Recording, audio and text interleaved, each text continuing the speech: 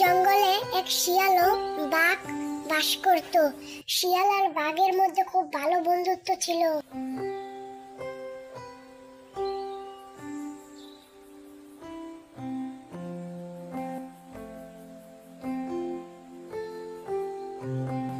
শিয়াল বলল, বাঘ মামা দাঁড়াও। হরিণ মনে মনে ভাবলো, বাঘ মামা আজকে এমন করলো কে, না দাঁড়িয়ে চলে গেল কে। যাজ্ঞা আমি চলে যাই।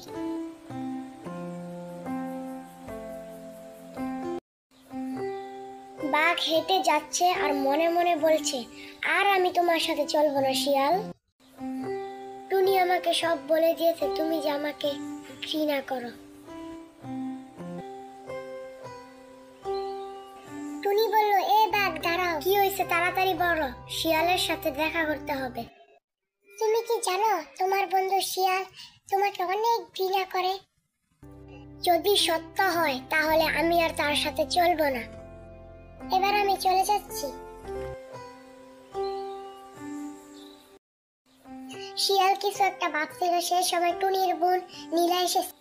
শিয়াল, আমি তোমাকে একটি সত্য কথা বলতে এসেছি। হ্যাঁ বলো নীলা, কোনো সমস্যা নেই।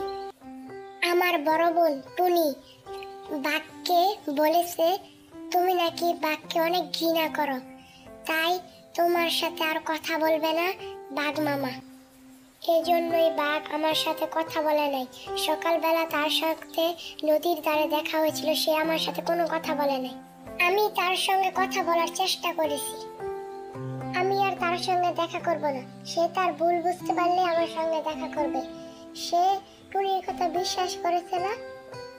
এবার তুমি চলে যাও নীলা, তোমাকে অনেক ধন্যবাদ, তুমি আমাকে সত্যি কথা বলেছো দেখে। তারপর নীলা তার বাড়িতে চলে যায়।